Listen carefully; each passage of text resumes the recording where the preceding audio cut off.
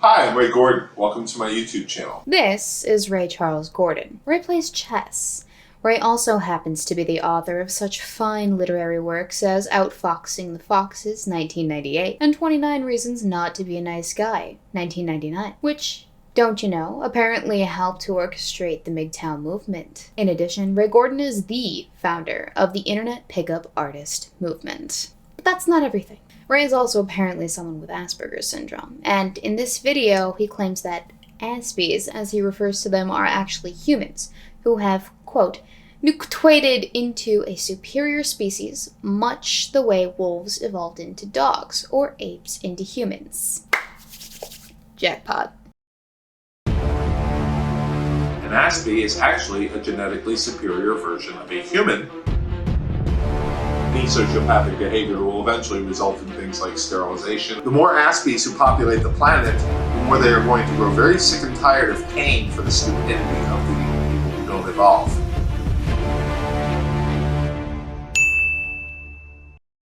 Normally I have chess videos here, but I often branch out into other slices of life. I have no interest in other people's intros. Skip!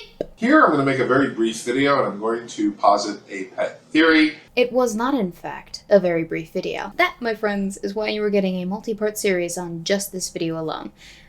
Well, it's that and the fact that I will be away in Paris for a solid week and a half. Which is based on a pet peeve. My theory is simple. That Asperger's syndrome, and if you don't know what it is, please look it up now and I'll wait. Alrighty, Ray. I'll do just that. For those of you who don't know, Asperger's syndrome is a developmental disorder characterized by significant difficulties in social interaction and nonverbal communication, along with restricted and repetitive patterns of behavior and interests. As of 2013, its current standing within the DSM-5, the Diagnostic Statistical Manual used by psychologists to diagnose people, falls under the umbrella diagnosis of autism spectrum disorder. More importantly, though, because of the rest of this entire video, I'd like to go over some common complications of Asperger's syndrome that involve disruptive behaviors such as tantrums, self-injury, aggression, and or depression as a response to anxiety-provoking and or frustrating experiences suffered by the Aspie. That part is important when approaching Ray's pet theory, as he calls it, on the Aspies, as you'll see in the next part of this video. Okay, now that we're all on the same page, Asperger's syndrome is defined as a mental illness.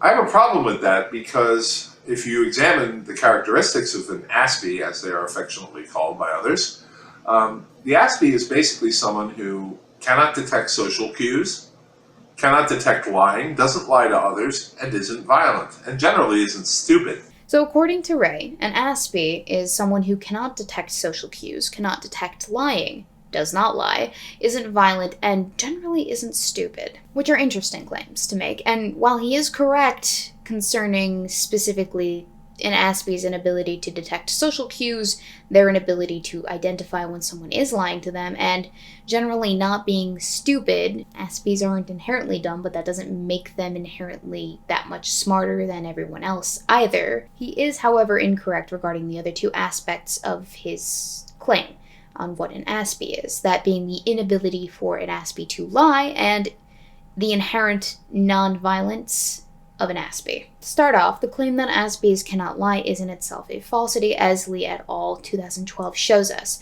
which found similarly to typically developing children, that children on the spectrum can and do tell antisocial lies as well as white lies. However, it should be noted that children on the spectrum do present with a substantially harder time maintaining consistency between an initial lie and subsequent statements made thereafter. As for the other claim that Aspies are inherently non-violent, we can look at the diagnosis of the December 2012 Newtown school shooter who was in fact diagnosed with Asperger's syndrome.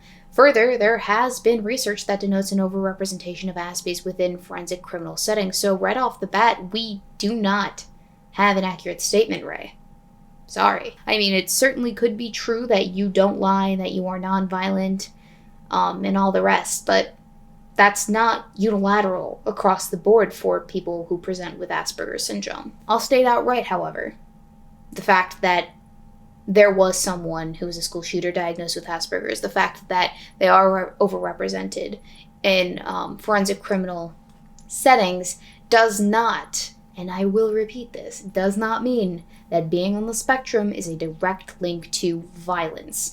Rather, I'm making the counter-argument to Ray's point that having Asperger syndrome inherently precludes you from the ability to be violent. In our ultimate wisdom, we are calling somebody who is smarter than us, kinder than us, non-violent,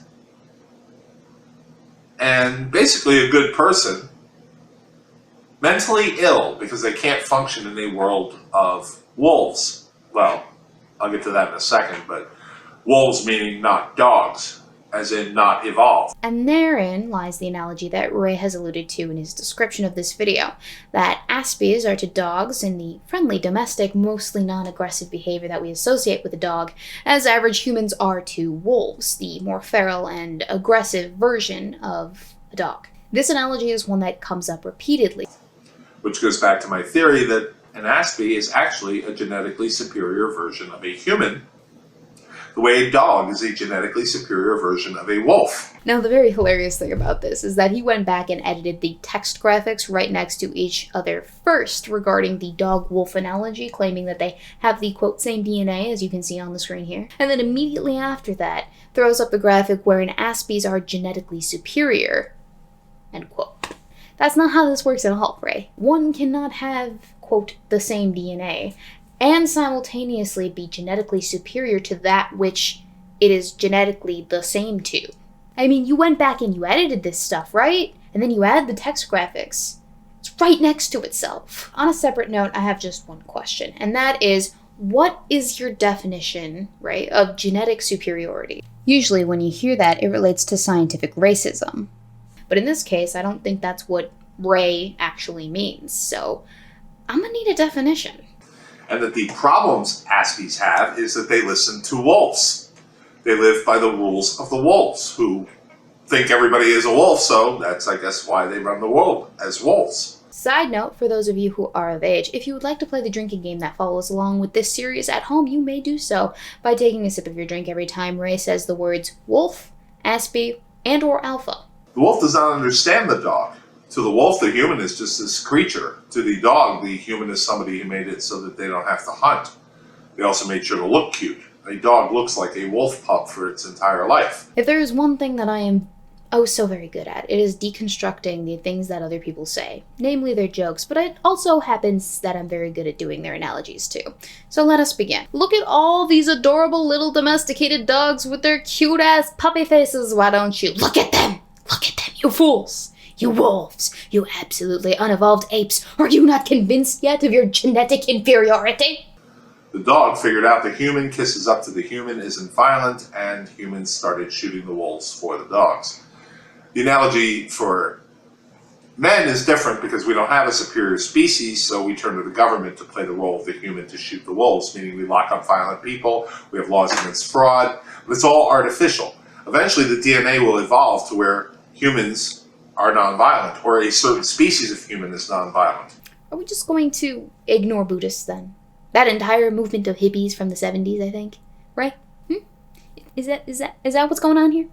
Are they their own species as well because of non-violent tendencies? Is that all it takes? Is that all it takes? And it will eventually reach the point where it can recognize itself versus the humans who are violent, stupid, grudge-holding, dishonest, sociopathic, basically. Hopefully, someday the species evolves to a point where it learns how to stabilize a flipping camera, damn it. But that aside, Ray, my friend. You keep using the word. I don't think it means what you think it means. And not only will we pass laws against sociopaths, but any sociopathic behavior will eventually result in things like sterilization or a life prison sentence. You want to get violence out of our DNA? You hit somebody once, you get a good prison sentence and a warning. You do it twice, you get life in prison, and you get sterilized. Now let's see how violent we are as a species in 500 years. So that is interesting. And I will iterate as to why. There have, in fact, been animal breeding studies that show that with selective breeding, aggressive tendencies can be lessened in a species. But again, that doesn't do away with all violence completely. To take your domesticated dog analogy, for instance, any mistreated, neglected terrified or starving dog will retaliate aggressively, no matter how many years they've been genetically removed from their wolf ancestors.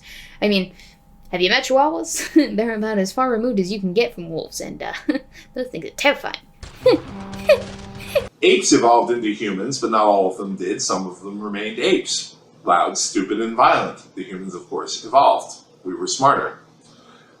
Dogs are smarter wolves who decided that they didn't need to hunt and to build their lives around humans in a way wolves never did. Now, take a look and you will see there are about 100 wolves in this country. And there are about 80 million dogs, maybe 100 million, I don't know the exact number, but it's quite a lot. You see, the wolf population is a bit north of 100 wolves within this country, right? Just a bit north. Dog behavior is sustainable. Wolf behavior is not. Now, applied to humans, you have to look and say, okay, which behaviors are going to make it? So, if we were to take the wolf analogy and apply it to sustainability based purely on population, then wouldn't that make Aspies the wolves in this equivalence and not the dogs, given Aspie populations are roughly estimated to be 1 in every 250 people? Well, one day, if we are ruled by Aspies, you're not going to need a police force. You're not even going to need locks. That's not expensive. The more Aspies who populate the planet, the more they are going to grow very sick and tired of paying for the stupidity of the people who don't evolve. Hashtag relatable, as I am currently tired of paying for the stupidity of an Alex Jones impersonator in brain cells. Calm thyself, Weebo. I think we're gonna put this up next week. Yep. We are. Stay tuned for more lunatic ravings wherein we discuss the plot for Aspie world domination. I am not kidding you. I can feel the sanity draining from my skull as I watch this. Oh god, the editing's gonna be a nightmare. Send help.